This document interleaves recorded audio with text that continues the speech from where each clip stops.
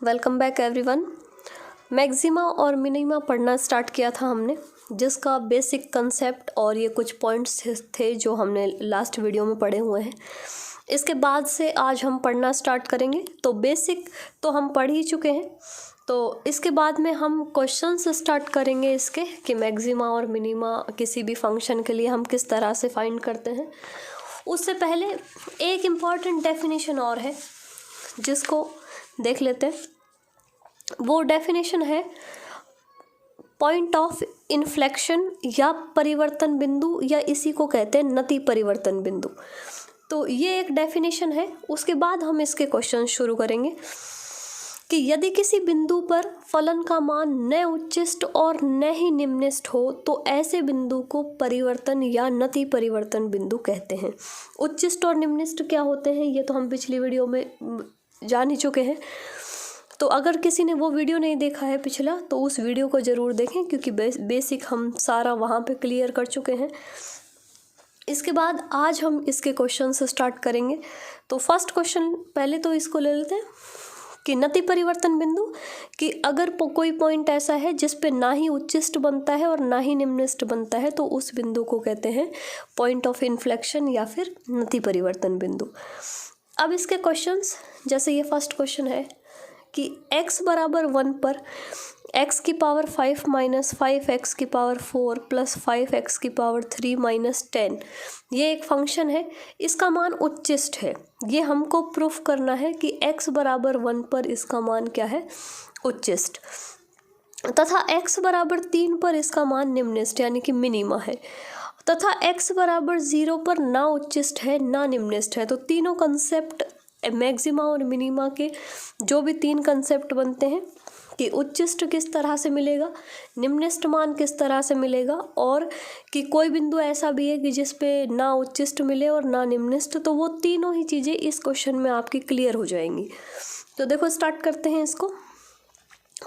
हम प्रोसेस भी देख चुके हैं पिछले वीडियो में कि प्रोसेस क्या होता है कि सबसे पहले हमको फंक्शन लिखना है, उसके बाद इस फंक्शन को हमको इसका फर्स्ट डेरिवेटिव और सेकंड डेरिवेटिव निकालते हैं हम। तो यहाँ पे हम लिख सकते हैं कि फलन का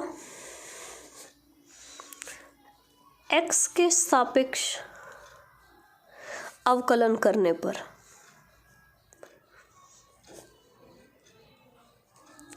तो इस फलन का अवकलन कर देंगे। अवकलन करने पर ये बन जाएगा f डैश x, और ये बनेंगे 5x की पावर 4 माइनस 20x की पावर 3 प्लस 15x स्क्वायर। तो ये हमने इसका डेरिवेटिव निकाल लिया। उसके बाद इसका एक डेरिवेटिव और चाहिए होता है हमको, सेकंड। तो सेकंड डेरिवेटिव भी निकाल लेते हैं यहाँ साथ के साथ ही। ये हो जाएगा 20x की पावर 3 माइनस 60x स्क्वायर और 30x। तो ये तो दो डेरिवेटिव निकल गए हमारे। इन दोनों ही फंक्शन को अगर और थोड़ा सॉल्व करके लिखें तो हम और इसको सिंप्लीफाई कर सकते हैं। जैसे इसको देखो, यहाँ से हम 5 कॉमन ले सकते हैं और x स्क्वायर कॉमन ले सकते हैं। तो यहाँ से कॉमन आ जाएगा 5x स्क्वायर, और ये बचेगा x square minus 4x plus 3। ये यहाँ पे हमने कुछ कॉमन जो आ रहा है उसको लेके थोड़ा सिंप्लीफाई फॉर्म में लिख दिया। और ऐसे ही यहाँ पे भी देख सकते हैं, तो यहाँ पे भी कॉमन आ जाएगा। यहाँ से हम 10 कॉमन निकाल सकते हैं, तो और उसके अलावा x कॉमन आ जाएगा, तो 10x कॉमन आएगा। ये बचेगा 2x स्क्वायर माइनस 6x और प्लस 3। इसके बाद जो हमारा प्रोसेस होता है क्या कि उच्चिष्ट या निम्निष्ट मान के लिए, उच्चिष्ट या निम्निष्ट मान के लिए हमको क्या करना पड़ता है, ये जो फर्स्ट डेरिवेटिव है इसको हम 0 के बराबर रखेंगे, कि फर्स्ट डेरिवेटिव को रख देंगे हम 0 के बराबर, और इससे x की वैल्यूज़ निकालेंगे। तो इसको 0 के बराबर रखते हैं। देखो ये हमने सिंप्लीफाई कर लिया, इसलिए इसको कि 5x square x square minus 4x plus 3 बराबर 0।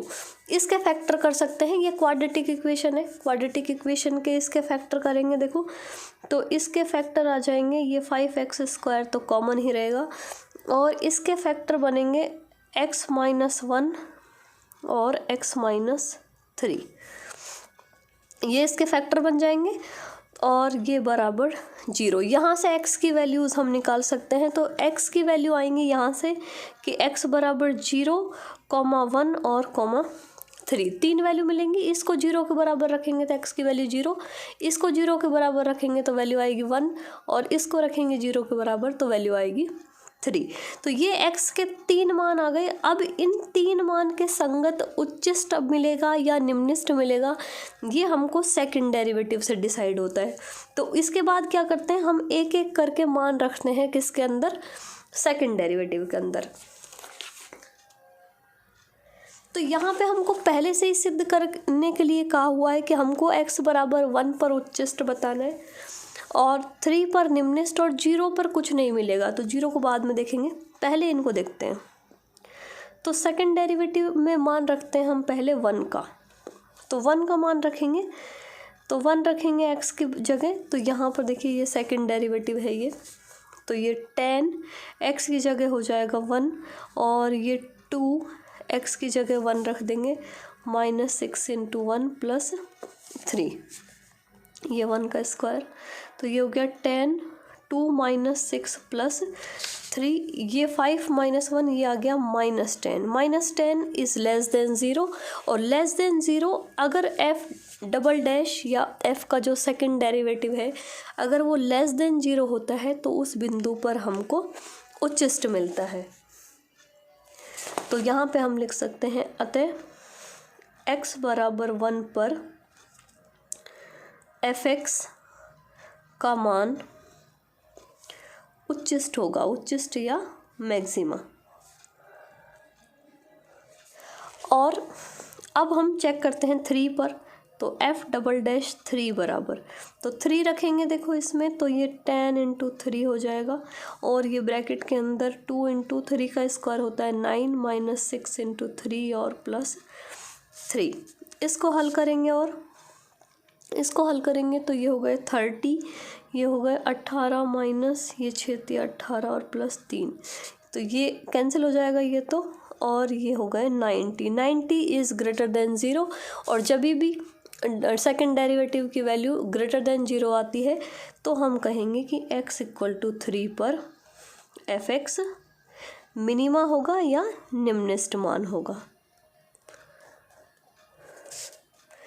fx का निम्निष्ट मान होगा। तो ये तो क्लियर हो गए हमारे कि हमको प्रूफ करना था कि x बराबर 1 पर उच्चिष्ट मिलेगा और x बराबर 3 पर निम्निष्ट मिलेगा। उसके अलावा एक ये x बराबर 0 पर, तो 0 पे चेक करते हैं, देखो f" 0, सेकंड डेरिवेटिव की वैल्यू क्या आएगी, सेकंड डेरिवेटिव है हमारे पास 10x, तो ये 10 से मल्टीप्लाई होकर 0, अब ब्रैकेट में कुछ भी रखो, ये पूरा का पूरा ही क्या होना है 0, ये वैल्यू हम रख भी देंगे कि 2 × 0 -6 × 0 +3, तो भी ये ओवरऑल वैल्यू आएगी 0। और जब भी सेकंड डेरिवेटिव 0 हो जाता है तो फिर हम उसका थर्ड डेरिवेटिव निकालते हैं। तो पहले थर्ड डेरिवेटिव निकालेंगे, तो थर्ड डेरिवेटिव हमको इसको डिफरेंशिएट करना पड़ेगा वापस से। देखो इसको डिफरेंशिएट करेंगे तो ये आएंगे 60x - 120, ये x², ये x और ये 30, इसको डिफरेंशिएट कर दिया हमने। इसका थर्ड टाइम जो डेरिवेटिव है वो आ गया हमारे पास, इसकी वैल्यू निकालेंगे x बराबर 0 पर, तो इसकी थर्ड डेरिवेटिव की 0 पे वैल्यू निकालेंगे तो ये वैल्यू आएगी हमारे पास। इसको सिर्फ एक चीज़ चेक करनी होती है कि 0 आएगी कि नॉन 0 आएगी। तो देखो यहाँ पे जब 0 रखेंगे तो ये 0 हो जाएगा, ये 0 हो जाएगा, लेकिन 30 बच जाएगा। इट मीन्स जो इसका थर्ड डेरिवेटिव है वो है नॉट इक्वल टू 0। और जब भी ऑड टाइम पे यानी कि विषम संख्या वाला डेरिवेटिव 0 के बराबर नहीं आता है तो हम लिखते हैं कि अतः x बराबर 0 पर ना उच्चिष्ट होगा तथा न निम्नलिखित। अगर ये डेरिवेटिव यहाँ पे 0 आ जाता तो हम फिर 4th नंबर वाला डेरिवेटिव चेक करके देखते और वो नॉन जीरो आता तो उससे मैक्सिमा मिनिमा डिसाइड हो जाता। लेकिन ऑड टाइम पे अगर 0 नहीं आता है तो फिर हम लिखेंगे कि ना उच्चिष्ट होगा और ना ही निम्नलिखित। ये याद रखने वाला कंसेप्ट है और बहुत ही अच्छा क्वेश्चन है ये। इसके बाद कुछ और इसके इम्पोर्टेंट क्वेश्चन है एक दो, उनको भी देखते हैं। नेक्स्ट क्वेश्चन है ये हमारे पास कि ये कोई फंक्शन है sin x 1 plus cos x x equal to π/3 पर उच्चिष्ट होगा। ये भी हमको प्रूफ करना है। तो प्रूफ करने का तरीका वही सेम है कि जो गिवन फंक्शन है उसको हम f(x) लिखते हैं कि f(x) बराबर sin x और 1 प्लस कॉस एक्स, ये लिख दिया हमने। उसके बाद में हम इसका फर्स्ट डेरिवेटिव निकालते हैं कि फर्स्ट डेरिवेटिव होगा इसका, ये u इंटू वी का फंक्शन है। जब भी इस टाइप का फंक्शन है कि दो फंक्शन आपस में मल्टीप्लाई हो रहे हैं तो डिफरेंशिएट करने का तरीका होता है कि हम पहले एक को छोड़ के दूसरे का डिफरेंशिएशन, फिर दूसरे को छोड़ के पहले का डिफरेंशिएशन, इस टाइप से करते हैं। तो यहाँ पे भी ऐसे ही करेंगे कि पहले साइन एक्स का कर लेते हैं। तो साइन एक्स का डिफरेंशिएशन होता है कॉस एक्स और इस ब्रैकेट वाले फंक्शन को छोड़ देते हैं ऐसे कैसे। अब साइन एक्स को छोड़ देंगे और ब्रैकेट वाले फंक्शन का करेंगे। तो साइन एक्स का तो साइन एक्स और ब्रैकेट में 1 का हो जाएगा 0 और कॉस का हो जाएगा माइनस साइन। ये इसका डेरिवेटिव आ गया। इसको खोल लेते हैं, cos x plus cos square x, ये हो जाएगा माइनस का sine square x. Sine square को हम लिख सकते हैं 1 माइनस कॉस स्क्वायर, तो यहाँ पे हम लिखेंगे 1 माइनस कॉस स्क्वायर। तो ये बन जाएगा cos x plus cos square x. इसको 1 माइनस कॉस स्क्वायर लिखेंगे तो ये माइनस की वजह से हो जाएगा 1 प्लस कॉस स्क्वायर एक्स। ये एक इक्वेशन बन गई हमारे पास एफ डैश एक्स की। ये कॉस स्क्वायर जुड़ जाएंगे, ये हो जाएंगे 2 कॉस स्क्वायर एक्स और प्लस कॉस एक्स माइनस 1। तो ये एक इक्वेशन बनी और इसके साथ ही इससे हम x के मान निकालेंगे, लेकिन इससे पहले सेकंड डेरिवेटिव और निकाल लेते हैं इसका एफ डबल डैश एक्स। तो इसको डिफरेंशिएट करेंगे, ये 2 का हो जाएगा 4 कॉस एक्स और कॉस एक्स का हो जाएगा माइनस साइन एक्स और वापस से कॉस का हो जाएगा माइनस साइन एक्स। तो ये बन गया माइनस ये साइन एक्स कॉस एक्स, इसके साथ 4 है, 2 को इसके साथ हम रख लेंगे, 2 को बाहर रख देंगे तो ये साइन 2x का फॉर्मूला बन जाएगा। साइन 2x का फॉर्मूला होता है साइन 2x बराबर 2 साइन एक्स कॉस एक्स। वो हम यहाँ पे लगा सकते हैं कि ये 4 है, 4 की जगह 2 रख लेंगे बाहर और बाकी बचेगा 2 साइन एक्स कॉस एक्स, जिसको हम लिख सकते हैं साइन 2x और ये माइनस साइन एक्स। तो ये सेकंड डेरिवेटिव भी आ गया हमारे पास। अब हम इसके फर्स्ट डेरिवेटिव से x की वैल्यूज़ निकालेंगे 0 के बराबर रख के इसको। तो एफ डैश एक्स बराबर 0, तो इसको रखेंगे 0 के बराबर 2 cos square x plus cos x minus 1 बराबर 0। ये एक क्वाड्रेटिक इक्वेशन टाइप है। इस क्वाड्रेटिक इक्वेशन को हम सॉल्व करते हैं जैसे क्वाड्रेटिक को सॉल्व करते हैं उसके फैक्टर करके। ऐसे ही देखो, इसको हम लिख सकते हैं 2 कॉस एक्स माइनस 1 और कॉस एक्स प्लस 1, ये इसके फैक्टर होके सॉल्व हो जाएगी और ये वैल्यू आएगी 0 के बराबर। तो ये 2 वैल्यू आई यहाँ से एक तो कॉस एक्स की वैल्यू मिलेगी कॉस एक्स बराबर 1/2 और यहाँ से कॉस एक्स की वैल्यू मिलेगी -1। तो कॉस में -1 तो होता है, it implies x equal to pi, और 1/2 होता है π/3 पे, it implies x equal to π/3। तो x की 2 वैल्यू मिली, लेकिन हमको सिर्फ किस पे बतानी है, x इक्वल टू π/3 पे। तो सिर्फ हम π/3 पे ही चेक करेंगे कि उच्चिष्ट होगी कि निम्नलिखित। तो हम चेक करते हैं एफ डबल डैश एक्स को, तो F double dash pi by 3 इस पे चेक करनी है हमको सिर्फ।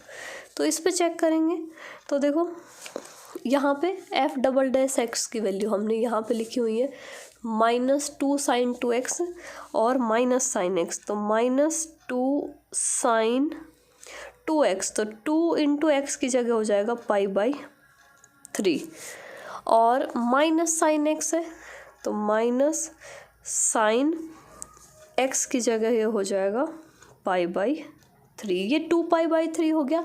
साइन 2 पाई बाई 3 की वैल्यू यहाँ पे इसकी वैल्यू रखेंगे हम।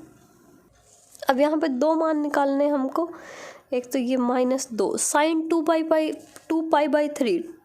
3 की वैल्यू निकालना जानते हैं। साइन 2 पाई बाई 3 ये वैल्यू निकालने का तरीका, ये 2 पाई बाई 3 होगा सेकंड क्वाड्रेंट में। इसको हम एक तो ऐसे भी लिख सकते हैं sine pi minus pi by 3, और पाई माइनस का मतलब सेकंड क्वाड्रेंट, और सेकंड क्वाड्रेंट में साइन होता है पॉजिटिव, तो ये वैल्यू आ जाएगी साइन पाई बाई 3 के बराबर। तो साइन पाई बाई 3 की वैल्यू होती है √3/2, तो ये हो गए √3/2, और ये वापस से साइन पाई बाई 3 है तो ये भी हो गए √3/2। तो ये 2√3/2 और ये √3/2 ऐड हो जाएंगे, और ये हो जाएंगे -3√3/2। ये ओवरऑल वैल्यू आ गई नेगेटिव, और वैल्यू नेगेटिव है तो हम यहाँ पे लिख सकते हैं कि अतः यहाँ पे हम इसको लिख सकते हैं कि अतः x = पाई बाई 3 पर फलन उच्चिष्ट होगा। ठीक है, इस तरह से चेक कर लेंगे। जिस पे अगर पॉइंट नहीं दिया हुआ है तो जितने भी पॉइंट मिलेंगे सब पे चेक करेंगे, और अगर पॉइंट पहले से दिया हुआ है तो सिर्फ जिस पॉइंट पे हमसे पूछा है सिर्फ उसी पॉइंट पे चेक करेंगे। और क्वेश्चन देखते हैं। देखो नेक्स्ट क्वेश्चन है हमारे पास कि कोई इंटरवल है, अंतराल है 0 से 7, उसमें ये फंक्शन पूछा है कि अंतराल 0 से 7 में x³ - 12x² + 45x का अधिकतम तथा न्यूनतम मान ज्ञात कीजिए। तो ये अंतराल में दिया हुआ है एक फिक्स अंतराल के अंदर। तो प्रोसेस तो वही है जैसे हम पहले लगाते आए हैं कि हमको फंक्शन को लिखना है f(x) = x³ - 12x² + 45x। Differentiate करेंगे इसको 1 टाइम, तो डिफ्रेंशिएट करेंगे तो ये हो जाएगा 3x² - 24x + 45। एक सेकेंड टाइम और डिफ्रेंशिएट करेंगे तो f डबल डैश हो जाएगा 6x - 24। इसको कॉमन लेके लिख सकते हैं, यहाँ से 3 कॉमन आ जाएगा तो x² - 8x + 15, और यहाँ से 6 कॉमन आ जाएगा तो x - 4 ये आ गया। अब हम वैल्यू निकालेंगे f उच्चिष्ट मैक्सिमा और मिनिमा के लिए, तो मैक्सिमा एंड मिनिमा के लिए, मैक्सिमा और मिनिमा के लिए हम क्या करते हैं कि f' को रख देते हैं 0 के बराबर, तो यहाँ पे हम रखेंगे 3x² - 8x + 15 बराबर 0। ये क्वाड्रेटिक इक्वेशन है हमारे पास, तो ये क्वाड्रेटिक इक्वेशन सॉल्व होगी तो हमारे पास फैक्टर आएंगे इसके x - 3 और x - 5। फैक्टर करना जानते हैं, फैक्टर ये तो बहुत छोटी क्लास की चीज़ें, तो फैक्टर हो जाएंगे इसके x - 3 और x - 5। यहाँ से x की दो वैल्यू मिलेंगे कि x = 3 या x = 5, तो दो वैल्यूज़ है हमारे पास। तो इन दोनों वैल्यूज़ पे हम चेक करेंगे कि फंक्शन का मान अधिकतम होगा या न्यूनतम होगा। तो देखो 3 को डबल डैश में रख के देखते हैं, f डबल डैश 3, ये वैल्यू है 6 और 3 - 4, ये -6 आ गया, -6 इज़ लेस देन 0। अतः x = 3 पर उच्चिष्ट मान होगा। और वो उच्चिष्ट मान हम चाहें तो साथ के साथ निकाल भी सकते हैं कि मान क्या होगा इस पर। तो यहाँ पर जो f3 की वैल्यू आएगी, मान उच्चिष्ट आएगा और आएगा क्या, तो वो तो फंक्शन में रखने से हमको मिलेगा कि ये जो गिवन फंक्शन है इसमें हम मान रख देंगे, तो ये आ जाएगा 3 का क्यूब माइनस 12 इंटू 3 का स्क्वायर प्लस 45 इंटू 3। इसको हम सॉल्व करेंगे, तो 3 को जब सॉल्व करेंगे तो ये सारी सॉल्व करने के बाद ये वैल्यू आएगी 54। तो ये वैल्यू मिल गई हमको कि x बराबर 3 पर जो उच्चिष्ट मान होगा वो कितना होगा, 54 होगा। अब हम चेक करेंगे किस पे, 5 पे। दूसरा मान 5 आया था हमारे पास, तो f'5, तो 6 और 5 माइनस 4 ये वैल्यू आएगी 6। ये 1 बचेगा, 1 को मल्टीप्लाई करेंगे और ये greater than 0। It means x equal to 5 पर क्या होगा, ग्रेटर देन 0 आता है, तो फलन का जो मान होगा वो क्या होगा, निम्नलिखित होगा, निम्नलिखित होगा। तथा मान क्या आएगा वो भी चेक कर लेते हैं। तो फंक्शन में रख देंगे मान को, तो फंक्शन में रखेंगे तो ये 5 का क्यूब माइनस 12 इंटू 5 का स्क्वायर प्लस 45 इंटू 5। तो f5 पर जो वैल्यू आएगी, सॉल्व कर लेंगे हम इसको, ये 125, ये 25 को 12 से मल्टीप्लाई करेंगे और फिर 45 को 5 से। ओवरऑल ये सॉल्व होने के बाद इसका आंसर आएगा 50। तो निम्नलिखित मान आ रहा है 50 और उच्चिष्ट मान आ रहा है इसका 54। अब लेकिन इस अंतराल में बात कर रहे हैं, इस अंतराल के अंदर ही मिले हमको ये दोनों बिंदु, लेकिन अंतराल शुरू हो रहा है 0 से और ख़त्म हो रहा है 7 पर। तो हम इस पे वैल्यू और निकालेंगे 0 और 7 पर। तो 0 पे तो इसकी वैल्यू हो जाएगी, देखो यहाँ 0, यहाँ 0 और यहाँ भी 0। तो 0 पे तो वैल्यू हो जाएगी 0 और 7 पे हम कैलकुलेट करेंगे। तो 7 पे कैलकुलेट करेंगे तो ये वैल्यू 7 का cube minus 12 into 7 square plus 45 into 7। तो ये सॉल्व होने के बाद इसको कैलकुलेट करके हल कर लेंगे तो ये आंसर आएगा 70। तो अधिकतम मान देखो,